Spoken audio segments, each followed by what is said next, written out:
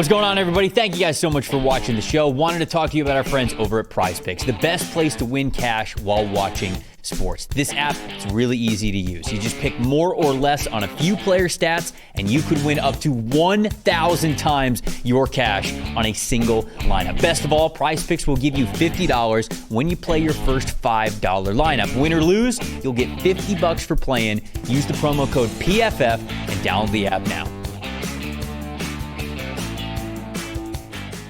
Number 4, the New England Patriots are on the clock, and actually their pick is in. It is Will Campbell, the offensive lineman from LSU. I specifically say offensive lineman because he could be an offensive tackle, he could be a guard, right? We talked about that a little bit earlier. He could be a center. I don't think they're going to draft the center number 4. Not, yeah. They're probably going to give him a chance to play offensive tackle first. But guys, this was the offensive line that gave up the most pressures in the NFL last season. And Chris, this had to be about building the offense for Drake May, right? This had to be an offensive pick one way or another. What do you think about it being Will Campbell with him being the first offensive lineman off the board?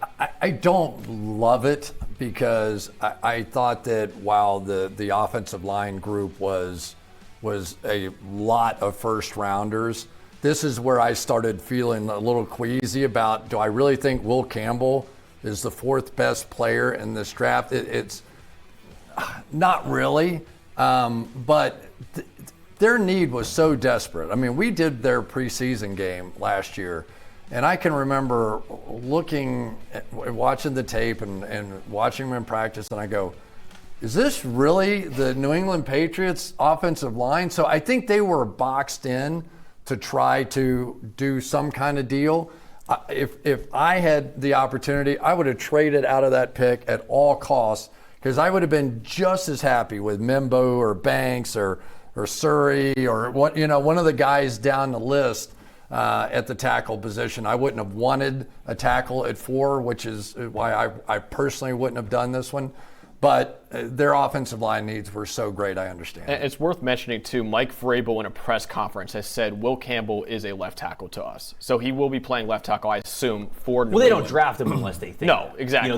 They, for as much as we debate tackle or guard, like if they thought he was a guard, he wouldn't get picked. And I get the measurables are the measurables, but this guy has been an elite left tackle at LSU all 3 years. He even had the number 7 patch at LSU, which was only given to the best players. He actually couldn't wear number 7 because of NCAA rules, but which is a travesty. It is a travesty, of course. Justice for offensive linemen. But when are there rules in the NCAA anymore? No, I'm just kidding. There's not. That's actually the only one. That's the only one left. That and apparently, what is it, cream cheese on bagels? That story that came out like a couple of years ago, like recruits, it's like, you can't have cream cheese on bagels. That's a recruiting violation. Oh, but now they can all have Lamborghinis, so it's fine, But as long as they're not cream cheese on the bagel in the Lamborghini, then. Chris, would you have loved NIL back in Florida when you were there?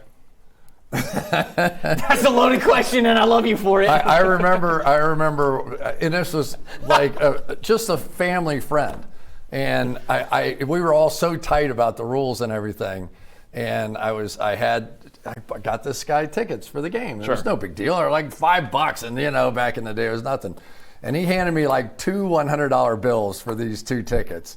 And I went, I can't take that.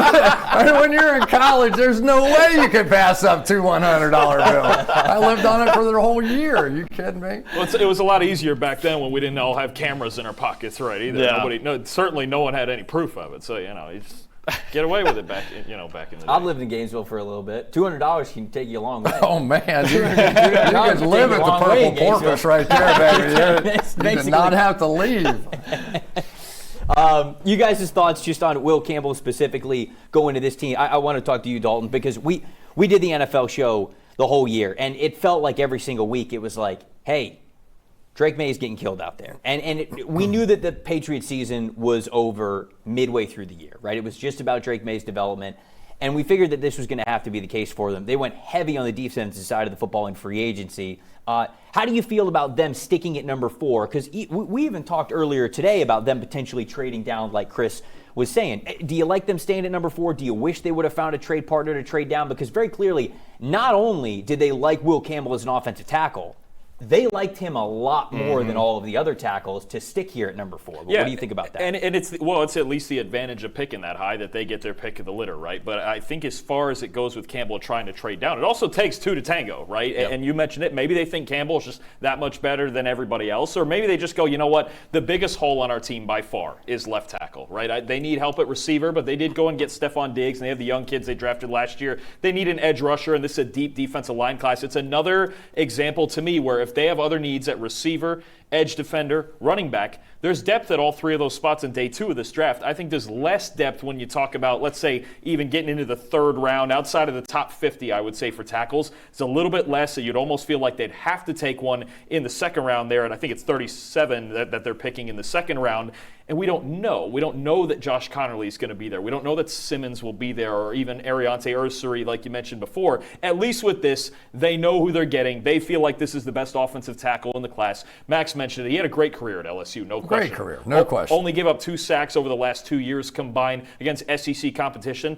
Against more powerful rushers, I think about when he faced Jared Verse or even a Chris Braswell. I think those are the guys that get on him, the guys with length and power a little bit. But the guys that are playing in the NFL. Right, it's going to be a lot more of them for sure. But there's also a good amount of them in the SEC, and he's consistent. He's the same guy every single week. He plays with great technique. And I think if Mike Vrabel clearly thought, you know what, let me have this guy instead of taking the chance and waiting at 37 or the depth of this class. Let me just get a left tackle. It's the one spot in this offensive line that's still empty, and now they have it.